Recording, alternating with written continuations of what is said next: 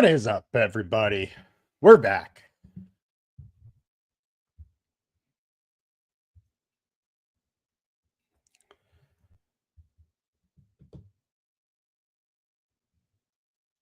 What is up, everybody? We are back. We got the MLB DFS slate to go over for tonight. It is the main slate that we will be covering for Wednesday, August 20th. I'm your host, Tyler Wiemann. Now let's dive in. If you have not already, please download our LineStar app. It is on iOS. It's on Android. There is no second best as far as mobile DFS apps out there. We are by far the best. $39.99 per month gets you access to all we do on all platforms for everything. You got DFS, you got props, web, iOS, Android. You get it all for all the sports we cover. All right, let's dive in. Thank you guys for joining us. As always, we're going to go over the perfect lineups from yesterday first. Then we will dive into the winning lineups, and we got a special shout out to T. Kim, who finished 5th. If you are in our chat, you definitely know who T. Kim is. He's been there for a while. And want to give his lineup yesterday some praise as well. So, getting over to DraftKings, our perfect lineup. We got Jacob Lopez and Nick Pivetta. Both went absolutely nuts. Two guys we were definitely on yesterday. Then we had a two-man White Sox stack, two-man Yankees with some one-offs after that. With almost using all the salary, 278.4 was the score, and the winning DraftKings lineup went to R. Flacco 94 with 235.15, beating Scout by, just under 14 here. They had Green, they had Lopez. Green was the chalk. He was fine. It's not like Pivetta scored a whole lot more than him, but it was just a touch, just a hair more. And then Lopez was the guy you really needed at a little cheaper salary that had a game.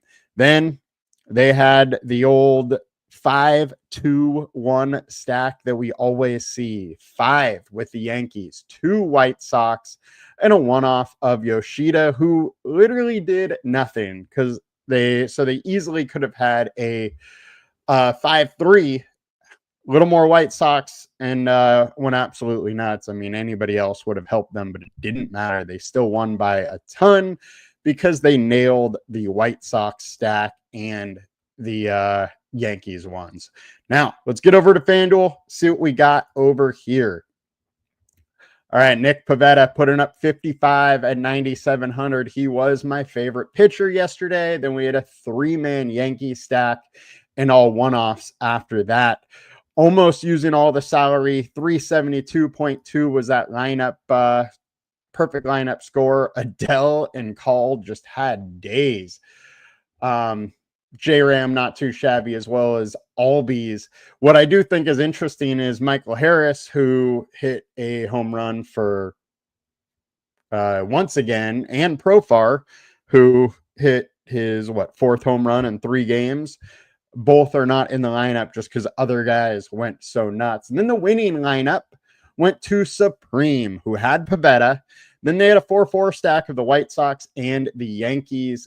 T. Kim had a 4-4 stack as well, but he went Lopez, and he just didn't have the nuts as far as that 4-4 stack, whereas Supreme did and had that better pitcher. 288.3 for Supreme.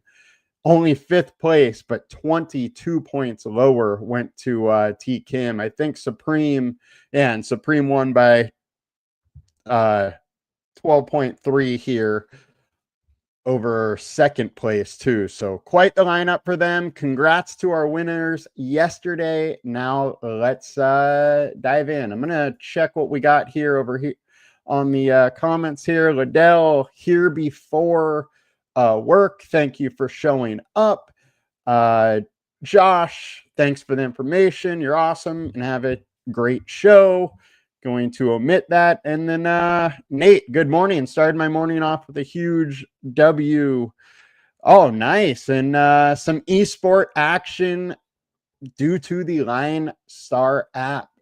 Way to go, Nate. I love to see it. Congrats on your success. And hey, let's try and keep it rolling in some MLB DFS today. Now let's get into the slate for today.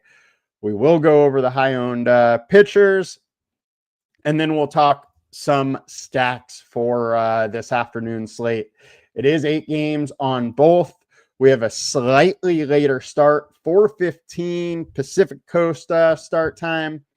And this is an interesting one. Once again, it's a Coors slate where the Dodgers have just a crazy high run total. They are huge favorites, 11.5 game total. But at least today we have a couple other games that have some high totals. 9 in the Angels game, 9 in the Twins game, and then 9 in Atlanta.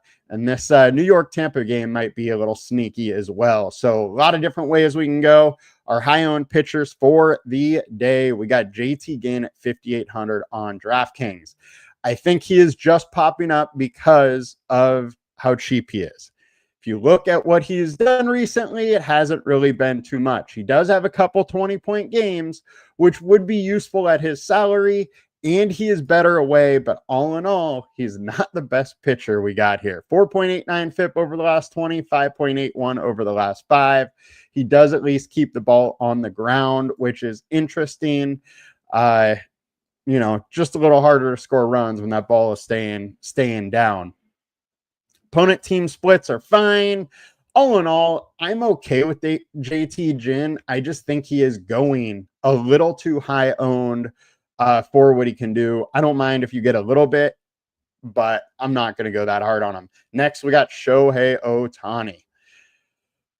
We know Ohtani is an absolutely great pitcher, and today it is expected that he's going to be able to go 5 innings for the first time this year. And then we're talking about a guy with a 3.65 FIP over his last 20, 2.97 over the last 5. K rate is huge. The only issue here is that it's in Colorado, but he could absolutely dominate this lineup at 7,500. I am fully willing to take some Shohei shares here. We've seen 7 and 8 Ks in 4.1 innings. If he's going 5, that 7-8K is absolutely still in the wheelhouse, and it's versus an offense in the Rockies. It's not that good. The downside, we are going against Colorado or in Colorado, so I don't mind getting away from him either. But at 7,500, I'm at least interested in this spot with his type of strikeout upside. I think the likelihood of him getting to mid-20s is much higher than JT Ginn. So I'd rather, just pay up and get to Ohtani in that. Next, we got JP Sears, 6,500, 22% owned.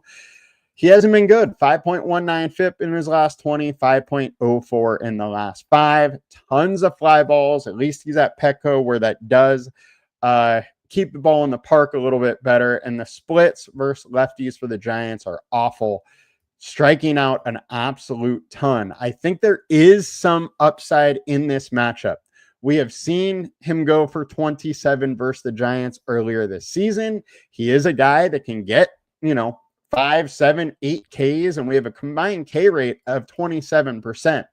I also think that it is interesting to note that in the minors, because he did, after the trade, he started once with the Padres, then got sent down to the minors. They had been working on a different pitch mix for him. So that could help kind of solidify him as a rotational starter if it works out. I think it's interesting to take some shots at Sears at Petco Park versus a team that's not great versus lefties. I don't love his ownership. Just like JT Ginn, again, I don't love the ownership, but I do like the ceiling opportunity for Sears much more than I do like JT Ginn.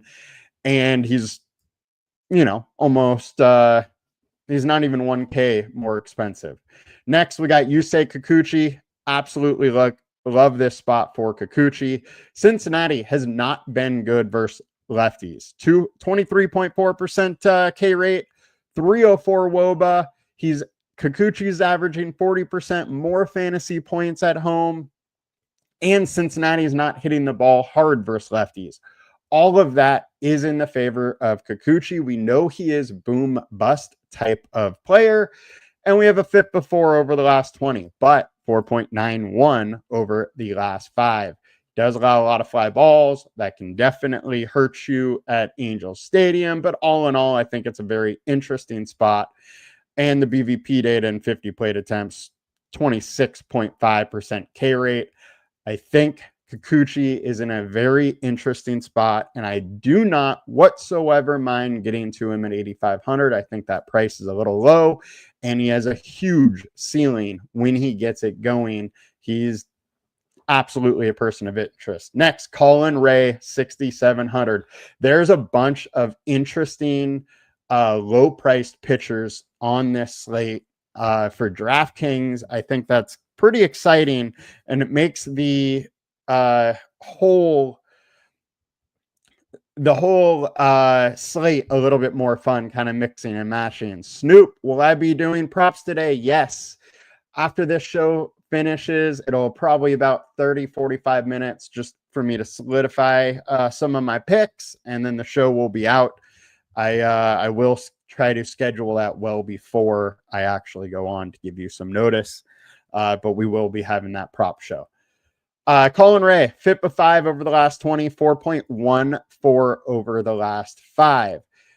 He has low K rate, but in Chicago, in Wrigley today, the winds are howling coming in to the ballpark, coming in from the outfields. That ball is going to be very hard to hit out today, and it's going to suppress scoring. I think Colin Ray is a little more interesting than he generally is.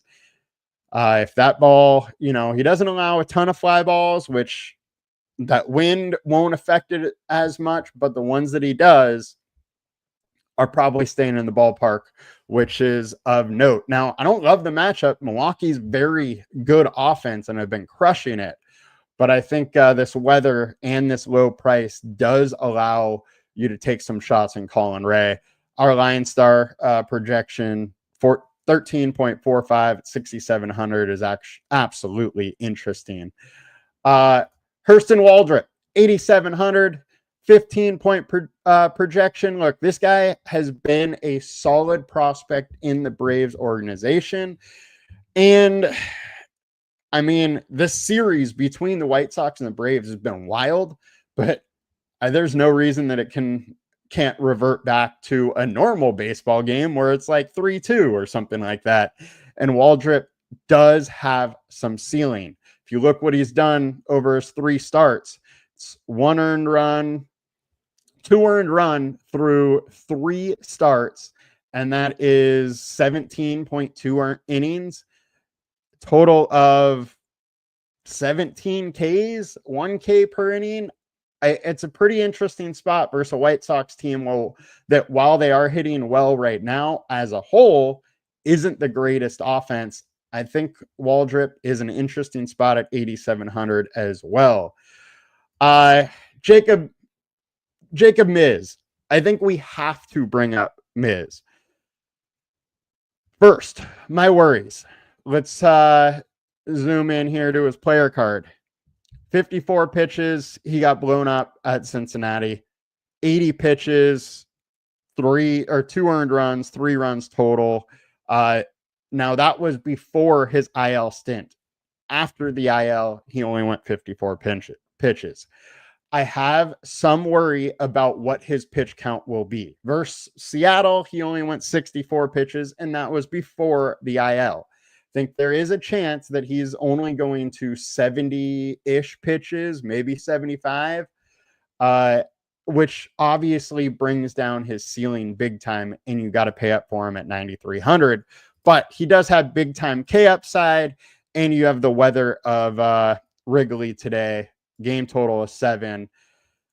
I would love him. If I knew he was going to go 85 pitches, I would love him in this spot. But the thought of 70 is very, very scary to me. He's, however, is averaging 17 fantasy points in 75 pitches. But to get to that ceiling, I think he really needs to get to the mid 80s. And I just don't see that. That's the whole reason I have not liked him, but I think he's an interesting spot. Noah Cameron, 3.87 FIP over his last 20, 4.11 over the last 5. K rate, 19%. He allows a ton of fly balls. I don't mind this spot. Simply put, Texas isn't great versus lefties. And with that, I want some Noah Cameron. There's really not many pay up options today, and he's one that I think can be relied upon a little bit and get you different while doing that. So I think he's an interesting option. And then Rasmussen. Yankees were an absolute buzzsaw yesterday, but we did talk about how Baz hasn't been good at home, hasn't been good versus lefties. Yankees threw a lot of lefties at him, and Yankees came through. Now Rasmussen, 3.76 FIP over his last 20, 2.12 over the last 5, 25% K rate over that short span. And Yankees, while they hit the ball hard and have been getting on base, only a 237 average over the last 150 games, striking out at 24% too. So there is some upside. All in all, I'm interested. BVP data heavily favors Rasmussen. 45 plate attempts, 42% K rate, 23% K rate. Eddie, what's going on, my man? Sorry that NBA didn't go your way yesterday, but hey, we're back. And yes, hope the LineStar family is happy. So Rasmussen is the last pivot I wanted to talk about. And let's get over to the other side on FanDuel and just get over ownership here. JP Sears, 25%, 7,200. I don't mind it. Not many pay-up options. I would on FanDuel prefer going Kikuchi or Waldrip and paying up there. But I think Sears has some interesting upside. Miz would be an absolute slam if I knew he was going to go enough pitches. But the algo obviously does not think he's going to go very many either with the 25% point projection. Noah Cameron at 33 is very, very interesting. I don't mind going that way as well. I think today on FanDuel is one you can definitely get a little different with pitching. Now let's get over to stacks before we can round this out and I can finish my studying for the props show, which will be out later, which we did go 3-0. I threw 4 props out there yesterday, and one guy was a DNP, wasn't in the lineup. Everybody else hit. And all right, highest owned stack, we got Dodgers, 122%. They're going to be super chalky in Colorado always, especially when it's 90 plus degrees at the start of the game. The wind is crossfield, so it's not going to be a big help for those balls today, but it is 90 degrees and it's Coors. That's a big enough boost as it is. They're chalky. I'm not going to try and talk you off them. Tanner Gordon isn't very good. 5.23 FIP over his last 20, 4.2 or 4.7 over the last 5. And then you have the poor bullpen behind him. I don't have to tell you or go long in the tooth on that breakdown for the Dodgers. A's versus Bailey Ober. This is a spot I'm super interested in. 6.43 FIP over his last 5, 4.93 over the last 20. Andy's a guy that can give up a lot of home runs. The A's have plenty of power. The splits are in his favor, are on the A's favor. I think they're a very, very interesting play, going fairly low owned as well. Our high value play of the day, we got Colorado versus Ohtani. You have the wild card of Coors. Ohtani's a great pitcher, but it is Colorado. It is Coors. We have seen wild things. The best pitchers can get blown up. Bulletproof attack over. Absolutely. I think A's are in a great spot. We are both in very much agreement there. I think Colorado with 90-degree temps, even though it's Ohtani, is a little interesting. I'm going to for sure get some. I'm not going to go super, super hard on them, but there's more than enough interest there to warrant that.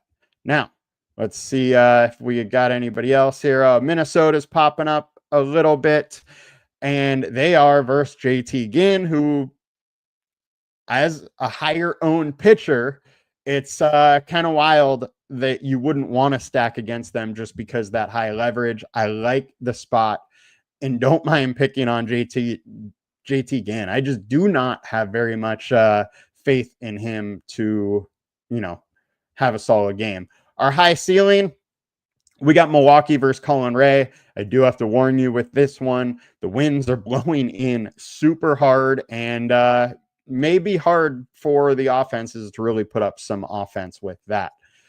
And then any other A's are popping up as well. Our high leverage stacks, we got also Milwaukee, and then Yankees are popping up. Yankees just went nuts yesterday. It is a small ballpark down there in Tampa and warm weather, so it makes some sense. And winds slightly blown out, makes some sense to go that way. Liddell Brown, who is an A's fan, doesn't trust JT Ginn either. And he can definitely let guys on, and there's some pop. So and he doesn't trust many A's bats. The thing with Ober is he can be good. He can come out. He is a little bit of a boom bust guy. He can come out and be absolutely great or just get shelled. If we look at his player card, it's, those up and down type thing that we love looking at for DFS.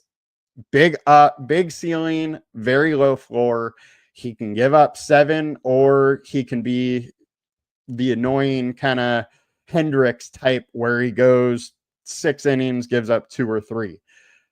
But if he's really on, he goes 6 innings, gives up 1 and 6 Ks. I don't like him as much from a pitcher standpoint. Trying to pick him with stacks, I do think is interesting. But yes, it is a little hard to trust. And let's click the teams tab before we round this one out. 7.1 implied total for the Dodgers is wild once again. They did it last night. They didn't do it Monday. I mean, I'm not going to try and talk you off them. The only reason to fade them is from a game theory aspect because so much ownership will go to the Dodgers. 5.1 for the Braves. I think you got to stay on the Braves here. They've been very hot. Yesterday, I talked about Profar and Harris. Both went yard. Both are in a decent spot again today versus Martin Perez, who has been struggling just to stay in the MLB the last couple of years. While his numbers look decent, I don't mind picking on him whatsoever, and I don't mind getting to that bullpen of the White Sox. Angels versus Cincinnati. Definitely has some interest versus Nick Martinez. Minnesota at 4.6 versus JT Ginn.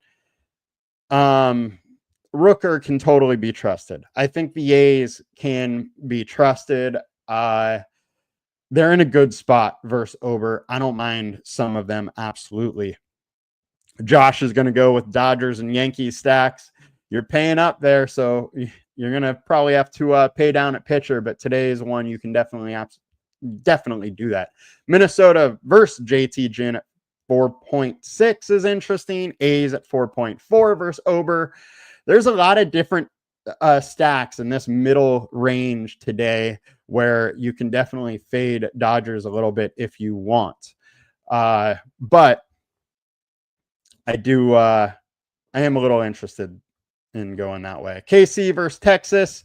It was supposed to be DeGrom. He is missing his start, so we're not totally sure who it is. Could be an interesting spot to target. Tampa Bay versus Schlittler. I'm all in. I think Tampa is the side that I would rather in this Tampa Bay versus Yankee game today. Just Schlittler's a young prospect, hasn't got it going yet in the MLB, 5.29 FIP so far. I think that's an interesting kind of low-owned pivot stack. And then Padres versus righties, even though Rupp is good, that is a spot that I'm going to just continue to go to. And Cincinnati versus Kikuchi, he is one of those boom bust pitchers. On his off days, he's going to give up 5-6 runs, a couple home runs, and then you get into the bullpen. Now, bullpen's not very good, so I don't mind going to Cincinnati. If we're going down here, there's not a whole lot of I don't mind San Francisco because JP Sears hasn't been good. Padres do have a solid, pitching coaches, and they make solid plans for the pitchers. So maybe after his little stint in the minors, he's figured it out, but I don't love the spot. Milwaukee and Chicago, the weather is just not conducive to a blow-up game. Can it happen? Yes. Just very, very unlikely. You like J-Ram versus Paft or too pricey? I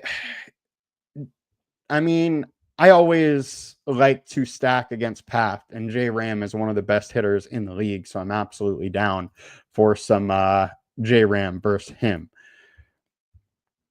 And that will do it for us today, guys. It's definitely a fun show.